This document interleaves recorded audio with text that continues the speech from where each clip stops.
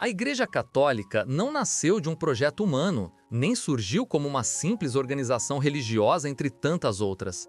Ela tem uma origem divina, porque foi fundada diretamente pelo Deus-homem Jesus Cristo. Essa verdade é a base de tudo que a Igreja é e de tudo que ela faz. Quando afirmamos que Cristo fundou a Igreja, estamos dizendo que sua autoridade, sua missão e sua identidade não dependem das mudanças do mundo, mas da vontade eterna de Deus. Este é o primeiro dogma sobre o Papa e a Igreja, porque estabelece o fundamento sobre o qual os outros se apoiam.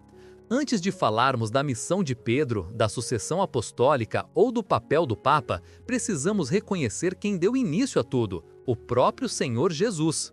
Se a Igreja fosse apenas uma instituição humana, nenhum de seus ensinamentos teria garantia divina e nenhuma autoridade nela possuiria verdadeiro peso espiritual. Mas, sendo fundada por Cristo, sua estrutura e sua missão nascem dentro do plano de salvação. Por isso, este dogma é essencial para a fé católica. Ele nos dá segurança, nos lembra que a Igreja não caminha sozinha e que sua autoridade não vem de opiniões humanas, mas do próprio Cristo que a estabeleceu. Também garante a continuidade apostólica ao longo dos séculos, pois a Igreja permanece fiel àquele que a criou e prometeu estar com ela até o fim dos tempos. Assim, ao compreender este primeiro dogma, entendemos a grandeza da Igreja e a confiança que podemos depositar nela. Pois bem, a Igreja tem uma origem verdadeiramente divina, porque seu fundador é o próprio Jesus Cristo, verdadeiro Deus e verdadeiro homem. Nele existe a união perfeita entre a natureza divina e a natureza humana, o que a Igreja chama de união hipostática. Isso significa que em uma única pessoa, Jesus reúne plenamente aquilo que é de Deus e aquilo que é do homem. Por isso, tudo o que ele faz tem valor eterno e tudo o que ele institui participa da autoridade divina.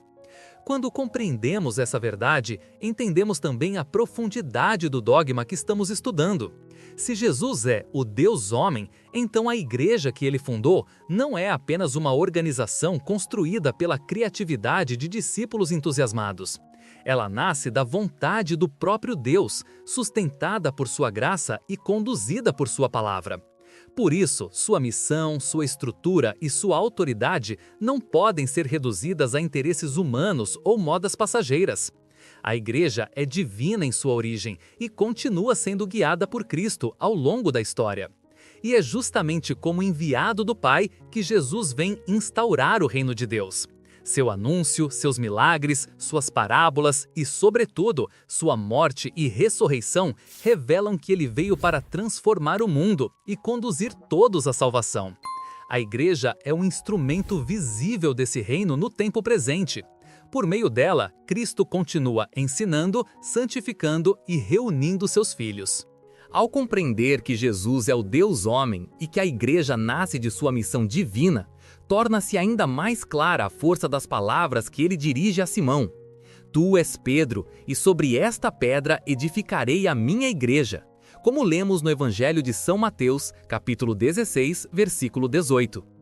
Não é uma frase simbólica, nem um elogio momentâneo. É uma promessa solene, feita por aquele que tem autoridade divina para cumprir tudo o que diz. Cristo afirma que ele mesmo edificará a igreja, e não qualquer igreja, mas a sua igreja. Essa expressão, minha igreja, revela muito mais do que parece à primeira vista. Mostra que a igreja pertence a Cristo de modo único e exclusivo. Ela não é uma criação dos apóstolos, nem um projeto comunitário que foi se formando ao longo do tempo. É de Jesus, nasce de Jesus e permanece unida a Ele. Se Cristo a chama de minha, é porque é Ele quem a possui, quem a guia e quem garante sua fidelidade ao longo dos séculos. É aqui que vemos, de forma ainda mais profunda, a origem divina do dogma que estudamos. E ao dizer isso, Jesus não apenas promete fundar a igreja, mas também estabelece sua estrutura espiritual ao conferir a Pedro uma missão especial. A mudança do nome, de Simão para Pedro, que significa rocha, indica uma nova identidade e uma nova responsabilidade. Cristo entrega a Pedro, e com ele aos apóstolos, uma autoridade que vem do próprio Deus: anunciar a verdade, conduzir o povo e manter a unidade da fé. Assim, desde o início, a igreja nasce com uma liderança instituída pelo próprio Cristo, chamada a servir, proteger e ensinar em seu nome. A promessa de Cristo de edificar a sua igreja ganha profundidade quando entendemos como ela é descrita no Novo Testamento, não apenas como uma comunidade organizada, mas como o corpo místico de Cristo. Essa imagem, apresentada de modo especial nas cartas de São Paulo, revela que Jesus não está separado da igreja. Ele é a sua cabeça e cada fiel é um membro vivo unido a ele. Assim como um corpo não existe sem cabeça, a igreja não existe sem Cristo, que lhe dá vida, direção e unidade. São Paulo insiste nessa verdade para mostrar que a igreja não é uma simples instituição humana. Por mais que tenha estruturas, pessoas e atividades visíveis, sua essência é sobrenatural. Ela é animada pela graça, sustentada pelo Espírito Santo e chamada a continuar a presença de Cristo no mundo. Por isso, quando falamos da igreja como corpo místico, recordamos que ela ultrapassa o que os olhos podem ver. Para que esse corpo permanecesse vivo e unido, ele escolheu pessoalmente os 12 apóstolos. Não foi um grupo formado por acaso, nem por afinidade humana. Cada um deles foi chamado pelo próprio Senhor para formar o fundamento visível da igreja. Juntos, os 12 constituem o primeiro colégio apostólico, um grupo unido não por interesses humanos, mas pela missão recebida de Cristo. Essa missão não terminou com a ascensão do Senhor. Pelo contrário, foi transmitida aos apóstolos e por meio deles aos seus sucessores ao longo dos séculos. Cristo lhes confiou 3 tarefas essenciais: ensinar, santificar e governar o povo de Deus. Ensinar a verdade do Evangelho, santificar por meio dos sacramentos e conduzir a comunidade com caridade e autoridade. Essa tríplice missão não foi inventada pela igreja. Ela nasce diretamente da vontade de Cristo e continua viva em cada geração através da sucessão apostólica. E é justamente essa missão que Jesus confirma de maneira clara quando diz: "Ide e ensinai todas as nações", como está no Evangelho de São Mateus, capítulo 28, versículo 19. Aqui vemos o coração do mandato apostólico: levar o Evangelho até os confins da terra, batizar, formar novos discípulos e transmitir tudo o que o Senhor ensinou. Essa ordem revela que a igreja existe para evangelizar e que os apóstolos, com seus sucessores, são os principais responsáveis por manter viva essa missão. Assim, a instituição apostólica é parte essencial da estrutura da igreja fundada por Cristo e garante sua continuidade até hoje. A missão que Jesus confiou aos apóstolos revela o verdadeiro sentido da igreja no mundo. Ela existe para ser o sacramento universal de salvação. Quando dizemos que a igreja é um sacramento, afirmamos que ela é sinal visível e instrumento eficaz da graça de Deus. Assim como os sacramentos comunicam a vida divina, a própria igreja, em sua totalidade, foi instituída para levar Cristo às pessoas e conduzir as pessoas até Cristo. Não é apenas uma comunidade que fala de Deus, mas o meio escolhido por Ele para agir na história. Essa missão nasce da vontade do próprio Cristo, que deseja que todos os povos sejam alcançados pela verdade e pela graça. Nada na igreja é fechado, exclusivo ou limitado a um grupo. A evangelização, os sacramentos, a vida de fé e a caridade existem para tocar cada coração e abrir caminho para a salvação oferecida por Deus. Por isso, a igreja é enviada a todos, sem exceção: crianças, jovens, adultos, idosos, pessoas de todas as culturas, línguas e tempos. E essa missão não tem prazo de validade. Cristo prometeu estar com sua igreja até o fim dos tempos, garantindo que ela continue sendo instrumento de salvação enquanto existir humanidade sobre a terra. Cada geração recebe a mesma responsabilidade: anunciar o Evangelho, celebrar a fé e testemunhar o amor de Deus. A missão da igreja como sacramento universal de salvação só faz sentido porque Cristo garantiu que ela permaneceria firme ao longo de toda a história. Logo após prometer que edificaria a sua igreja, Jesus declara: "As portas do inferno não prevalecerão", como lemos no Evangelho de São Mateus, capítulo 16, versículo 18.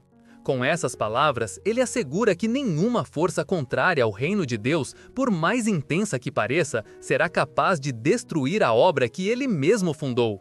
Essa promessa revela que a igreja não é sustentada apenas pelo esforço humano. Se dependesse exclusivamente de nossas capacidades, já teria desaparecido diante de tantas perseguições, crises internas e desafios culturais ao longo dos séculos.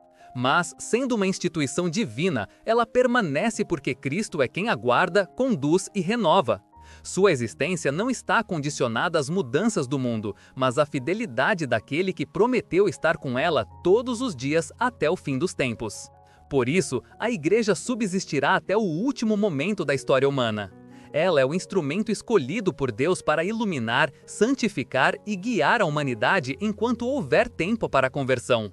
A perpetuidade da Igreja é, portanto, uma confirmação permanente de sua origem divina e de sua missão eterna.